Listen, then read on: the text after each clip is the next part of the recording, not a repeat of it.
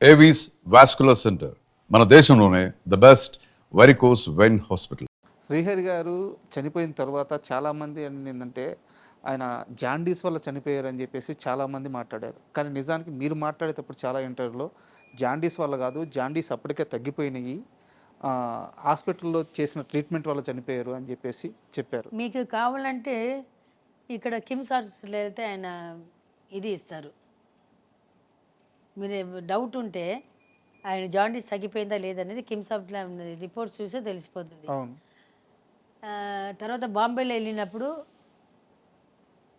అక్కడ ఇప్పుడు దాకా మాకు రిపోర్ట్స్ రాలేదు, ఇవ్వలేదు.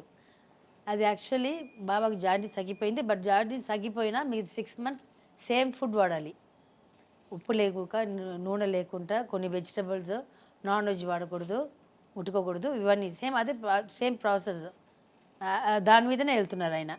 ఎందుకంటే నేను 24 hours ఆయన పక్కనే ఉన్నాను. ఇక్కడ షూటింగ్ వెళ్తే కూడా ఒక్కొక్కసారి పిల్లలు స్కూల్కి వెళ్తే ఇది చేస్తాను, ఇదైంది. అక్కడ వెళ్ళినప్పుడు మంచిగా షూటింగ్ వెళ్ళి వచ్చారు. అంటే దానికి ముందు 1 week బ్యాక్ బాబా హాస్పిటల్ అడ్మిట్ అయ్యారు. అడ్మిట్ అయ్యి వచ్చారు. ఫుడ్ అలర్జీ ఏదో అయింది, అడ్మిట్ అయ్యి వచ్చారు. ఆయన చిన్న జ్వరం అంటే కూడా ఎక్కువ భయపడతారు బాబా. ఒక ఫీవర్ కూడా తట్టుకోలేరు ఆయనకు. ఒక హెడేక్ అంటే ఇంకా చాలా పెద్ద ఇది ఏమంటారు, మొత్తం డాక్టర్స్ అందరూ ఇంట్లో ఉంటారు. అంత ఇది బాడీ పెద్దది కానీ ఆయన నొప్పి గిప్పి అని తట్టుకోలేరు బాబా, తట్టుకోలేరు ఆయన. అక్కడ జ్వరం అని వెళ్ళారు హాస్పిటల్కి.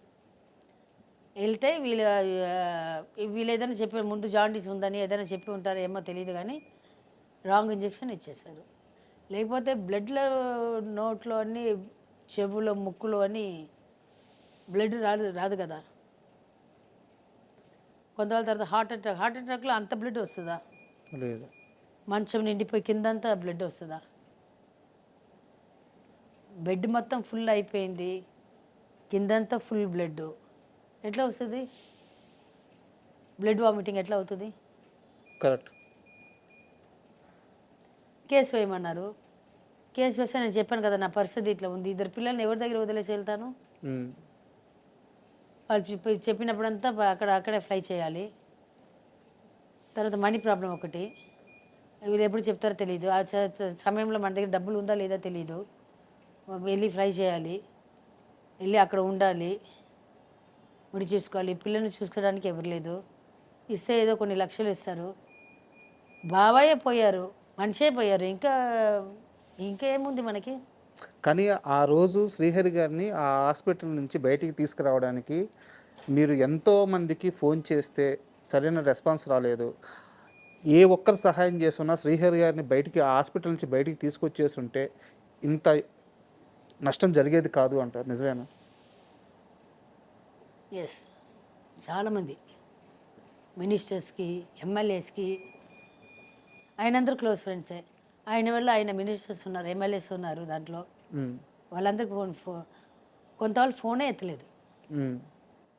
వాళ్ళు ఏది ఉన్నా ఫస్ట్ ఫోన్ చేసి బాబాకి చేయరు. వాళ్ళకి ఏదైనా కావాలంటే నాకే ఫోన్ వస్తుంది వాళ్ళ దగ్గర నుంచి.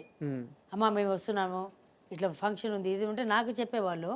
ఆ రోజు నా నంబర్ తెలియకపోతే పర్వాలేదు, నాకు వాళ్ళు చేస్తున్న నంబర్ అది. ఒక్క వాళ్ళే ఫోన్ ఎత్తలేదు.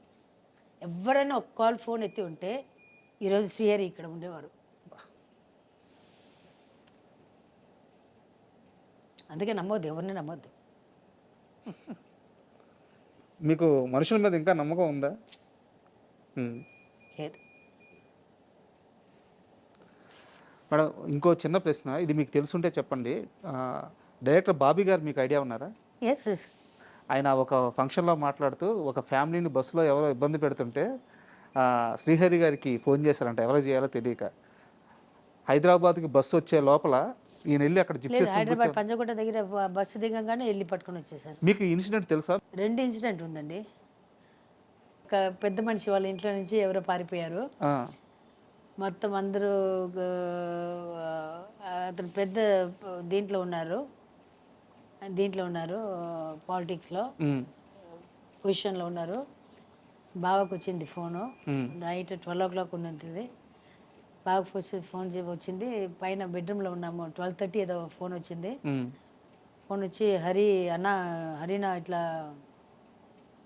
పారిపోయాడు అంటే సరే నువ్వు పెట్టు అని చెప్పి నేను తీసుకుని వచ్చి వదులుతానుగా, నువ్వు పెట్టే ఫోన్ అని అన్నారు.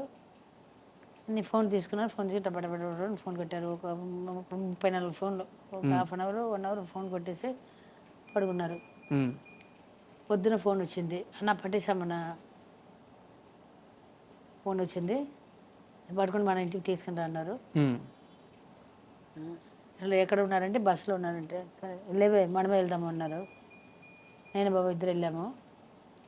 అయితే ఇక్కడ పంచగుట్ట బస్ స్టాండ్ ఉంది కదా, అక్కడ మీ ఊరికి వెళ్ళే బస్సు అమీర్పేట పంచగుట్ట, అమీర్పేటలో ఉండే బండి పెట్టి కూర్చొని వచ్చి ఇంటికి వచ్చేసి పిలిచి అంతా ఫోన్లోనే జరిగిపోయింది. అయితే అంటే సహాయం అంటే ఇట్లాగే పరిగెత్తేవారు ఎవరికన్నా, ఏ టైం అయినా ఎట్లా ఉన్నా కూడా సరే పరిగెత్తారు. పర్సనల్లీ ఆయన పర్సన్గా ఆయనే వెళ్తారు, వెనక నేను ఉంటాను తోకలాగా. మేడం ఫైనల్గా ఈ 60 years బర్త్డే ఎలా జరుపుకోబోతున్నారు? నైట్ ఎట్లాంటి పార్టీ ఉంటుందో నాకు తెలియదు. నా పిల్లలు అరేంజ్ చేస్తున్నారు, నాకే సర్ప్రైజ్గా ఉంటుంది.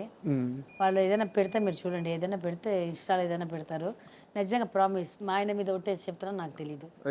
వాళ్ళు ఏదో నాకు సర్ప్రైజ్ ఇస్తారని చెప్పి వాళ్ళే కూర్చుకొస్తారని మాట్లాడుకుంటున్నారు. వాళ్ళు వాళ్ళ ఫ్రెండ్స్ కొంత వాళ్ళు మాట్లాడుతున్నారు, ఫోన్లు పెట్టుకొని ఇటు అటు తిరుగుతున్నారు, ఏదో చేస్తున్నారు అనేది మాత్రం తెలుసు.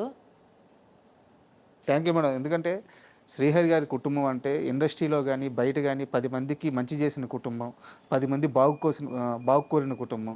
సో మీరు మీ పిల్లలు ఎప్పటికీ ఇలా ఆనందంగా ఉండాలి. ఫ్యూచర్లో మీరు చేసే ప్రాజెక్ట్స్ కానీ పనులు కానీ అన్నిటికీ ఆల్ ద బెస్ట్. మీరు ఇలాంటి పుట్టినరోజులు 100 పుట్టినరోజులు జరుపుకోవాలి మనస్ఫూర్తిగా కోరుకుంటున్నాను. Thank you madam. Thank you so much.